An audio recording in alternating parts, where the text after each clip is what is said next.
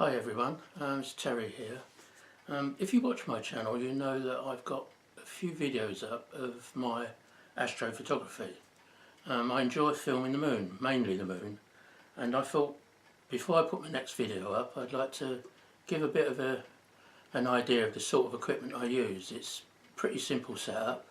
I use one of these. This is the telescope I use.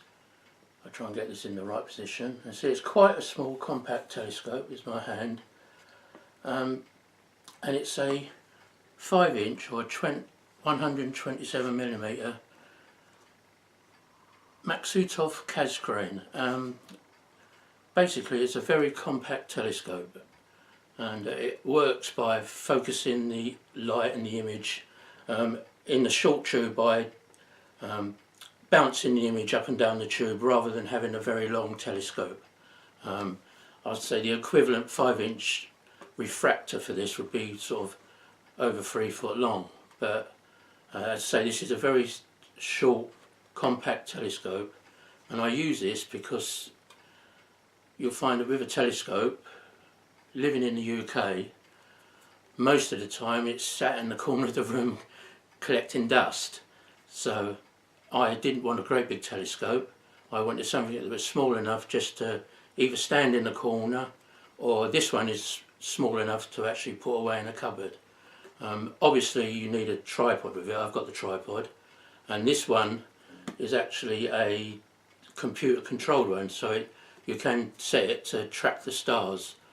But I find when I use it, as I really enjoy filming the moon, I don't really use that part of it. I just use a remote control, which is this. It's like a hand control, and I use that to direct it to the moon, and I sort of nudge the buttons to keep it in the moon in shot. Then when I start filming, because I film the moon, I don't like to track the moon. It means the moon is actually moving through the shot, and I like that effect. So with this, to actually film the moon, obviously you need a camera, and I use one of these. I'll show it to you. Now this is just it was a cheap second-hand, just a camera body. It's a Canon Eos 1100D, and I bought it, I didn't need the lens, so I just bought it as a camera body. I think that cost me about, well, a few years ago it cost me about £85–90, something like that. And because you don't use a lens, this is connected directly to the back of the telescope, and with this you can actually look at the LCD screen on the back and see what you're seeing through the telescope. And you connect this with one of these. This is if I hold it in shot, get it out. This is called a T adapter, and they're specific for the type of camera you need. So you'll need a Canon one. That fixes onto the front of the telescope, the camera, sorry, like that. If I can get it on, right, like that. That fixes on like that. Then to actually be able to attach this to a telescope, you need this, and this is a camera adapter for a telescope, and that simply screws into the end like that. If you can see that, I'm holding it in the wrong position. That screws into the end like that. Quite a close thread, so it takes a lot of turns. Then that, if I put this down again, there's the telescope. That actually connects into the end of the scope like that. So when this is mounted on the tripod, you turn the camera on into video mode, and you can actually see, once you've got the moon in full, in frame and view, you can actually see what you're looking at on the LCD screen on the back of the camera. I would say that you get very good results. I've got some good results with using this camera and this scope. But what I will do eventually is upgrade this camera to one with a flip out screen, because we're having a fixed screen like this. If the moon is in an awkward position, like very high in the sky, then you'll find just I found myself sort of like trying to get down. You're sort of trying to get down on the floor to look at the screen, and it makes it really hard. Unless you're a limbo dancer or a contortionist, and I'm neither of those.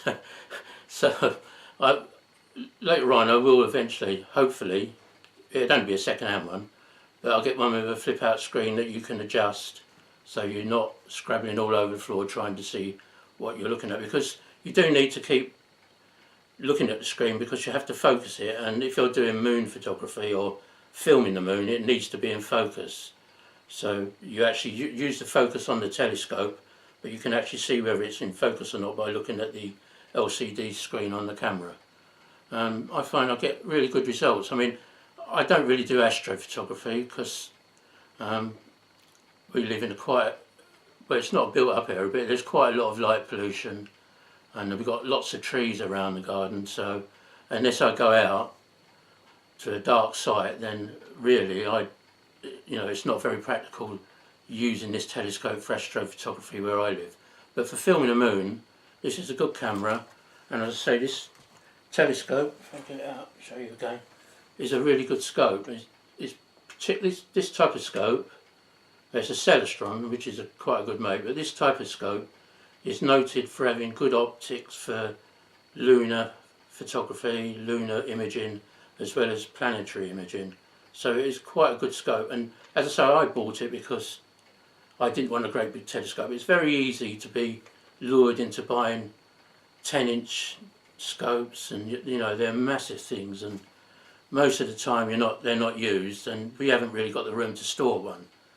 But ideally I'd like a big Dobsonian, which is a massive scope. A 10-inch Dobsonian is an enormous great thing, but I just can't justify having one where we live because there's nowhere to store one. Whereas this, it's small enough to just pack away and put in a cupboard.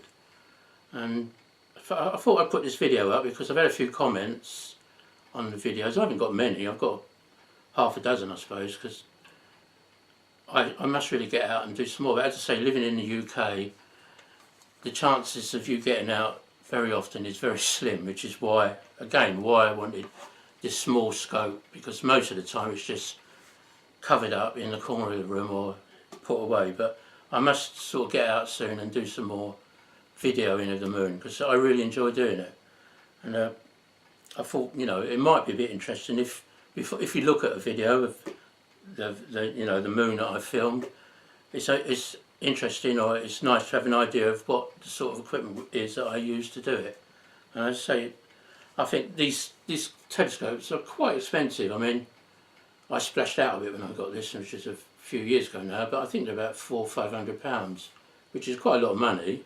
But I say it lasts for a long while, and it wasn't money wasted because it's a practical scope that is small enough to get put away and get out and use, at any time really. So, it's a good investment.